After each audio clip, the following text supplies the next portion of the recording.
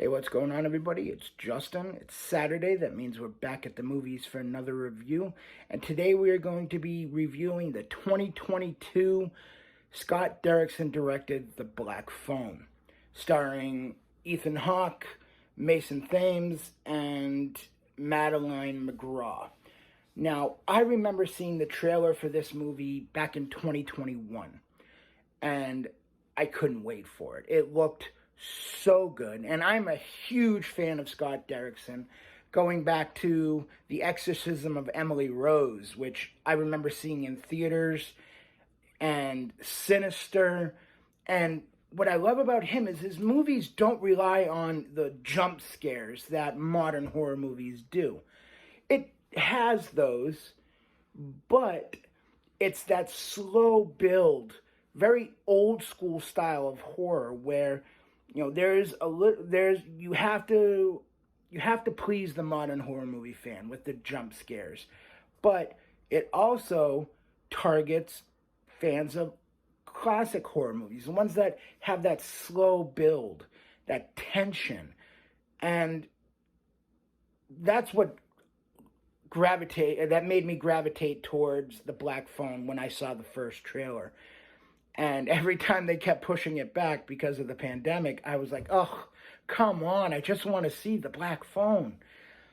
And, you know, I'm a huge Ethan Hawke fan. Ethan Hawke plays the Grabber. That's all we know him as. We don't have a first name, we don't have a last name, we don't have a profession. He calls himself a part-time magician, but we get so little of his backstory. And that's the one thing about the movie that kind of I wish they would have delved into, is like, why is he the way he is? In the movie, he is the Grabber. He has kidnapped and murdered 5 adolescents. All 5 of them are linked to this one character, Finney, played by Mason Thames, and they all know him. He knows of them, or he knows them personally, so they all have this connection. And the next person who gets kidnapped is Finney, and he's locked in this soundproof basement, and all of a sudden this rotary phone starts ringing, even though it doesn't work. And it's the ghosts of all these children, and they all give him advice and tips on how to stay alive and eventually how to escape. And it's a pretty simple plot in that sense. I'm not a huge fan. I don't mind the ghost aspect of it.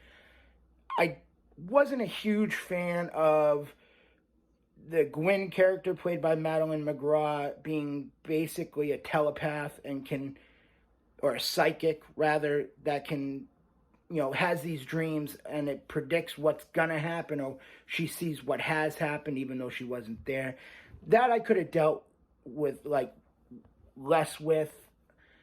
I felt like the character wasn't, the character itself is really solid. Her character, Gwen and Finney, have this bond because their mother has passed away, their father's an alcoholic, so they have each other's backs, which I like. I just didn't like that aspect of it. But she basically now has to try to find Finn as he stays alive. The Grabber's tormenting him and teasing him and basically giving him what he thinks are opportunities to survive, but it's his way of punishing the character. And that's where the ghosts come in. They are giving him advice of what's happened to them, so to prepare him, to get him ready. And it culminates in a showdown where the ghosts have given him these tools needed, and a showdown occurs, and I won't spoil it, but it's an intriguing ending. It was a little simplistic. I didn't like another element where the Grabber has a imbecile brother who is trying to help the police. The police end up in the house of the Grabber. it's a little silly, but interesting at the same time. So again, Ethan Hawke crushes it as the Grabber. I'm such a fan of his.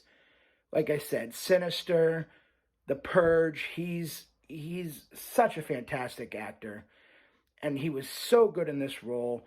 Mason Thames as Finney is great. I like Gwen. I like Madeline McGraw's performance. But, you know, there's some plot holes here and there. It's a little silly at times. All in all, I wasn't let down. I was so excited to see The Black Phone when it came out. And when I saw it, I was like, it's almost as good as I was hoping for. It's not quite as good as I was hoping for, but the character development is really solid. Ethan Hawke is fantastic.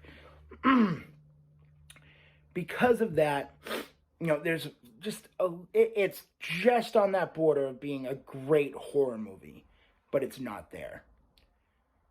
I'm going to go 7.8.